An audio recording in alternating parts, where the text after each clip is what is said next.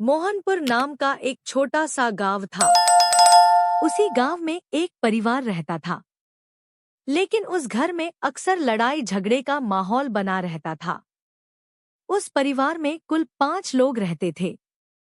घर की मुखिया एक बुजुर्ग औरत थी जिनका नाम कमला था। उनके 2 बेटे थे। बड़े बेटे का नाम विजय था और उनकी पत्नी का नाम सुनीता था। छोटे बेटे का नाम अजय था और उसकी पत्नी का नाम पूजा था। इसके अलावा कमला की एक बेटी भी उसी घर में रहती थी जिसका नाम मीना था। विजय भैया, मुझे कुछ पैसों की जरूरत थी। मैंने माँ से पूछा था लेकिन उन्होंने कहा कि इस बारे में आपसे बात कर लूँ, इसलिए मैं आपसे पूछने आई हूँ। पैसों की बात सुनकर विजय और सुनीता दोनों पति पत्नी गुस्सा हो गए। तभी सुनीता ने नाराज होते हुए मीना से ना, क्या तुम लोगों को पैसे मांगने के लिए सिर्फ मेरे पति ही मिलते हैं? जब देखो तब पैसे मांगने चली आती हो।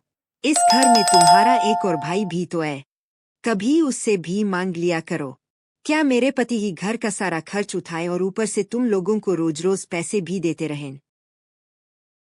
अरे भाभी, आप कहना क्या चाहती है? क्या आपका मतलब है कि भैया ही इस घर का सारा खर्च उठाते हैं?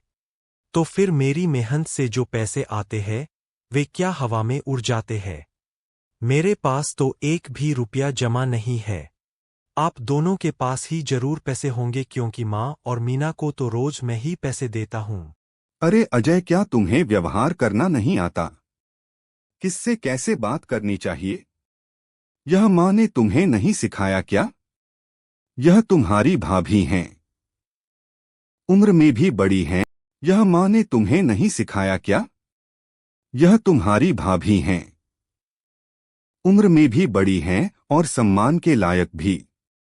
और तुम हो कि मुंह में जो आ रहा है वही बोले जा रहे हो।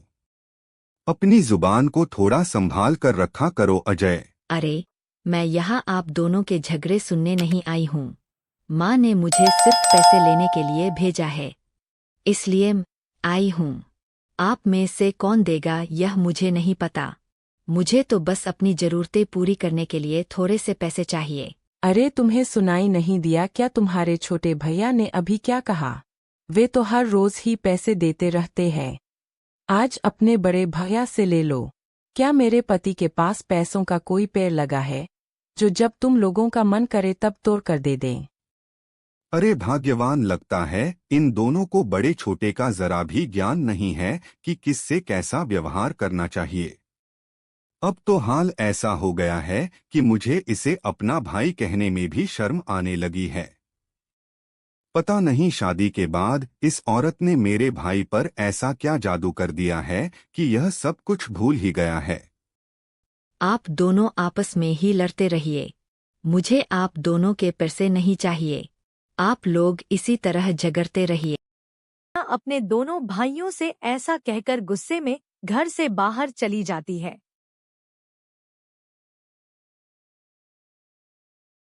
पता नहीं इस घर में मुझे और कितने दिन तक ऐसे ही रहना पड़ेगा।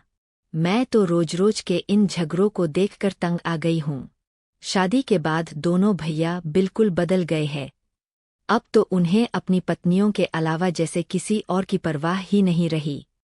मीना ने तुमसे बस थोड़े से पैसे ही तो मांगे थे और उसी बात पर तुमने इतना बड़ा तमाशा खड़ा कर दिया। बेचारी गुस्से में घर से बाहर चली गई। हमारी एक ही तो बहन है और आजकल ऐसा लगता है कि तुम उसे पहले जैसा प्यार भी नहीं करते। अगर तुम्हें अपनी बहन से इतना ही प्यार है तो तुमने खुद ही उसे पैसे क्यों नहीं दे दिए? उसके सामने ही तुम हमसे झगड़ने लगे। उससे तो बेहतर यही होता कि जब मैंने मना कर दिया था तब तुम चुपचाप उसे पैसे दे देते। तब ना कोई तमाशा होता और ना ही मीना गुस्से में घर से बाहर जाती।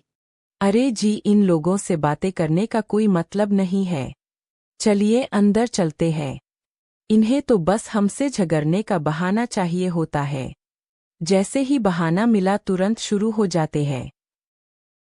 पूजा के ऐसा कहते ही अजय अपनी पत्नी के साथ चुपचाप अंदर चला गया। शर्म नहीं आई? पता नहीं इस पूजा ने मेरे भाई पर कैसा जादू कर दिया है। अजय तो शादी से पहले मेरी हर बात ध्यान से सुनता था। लेकिन आज वही मुझसे ही जुबान लड़ाकर चला गया।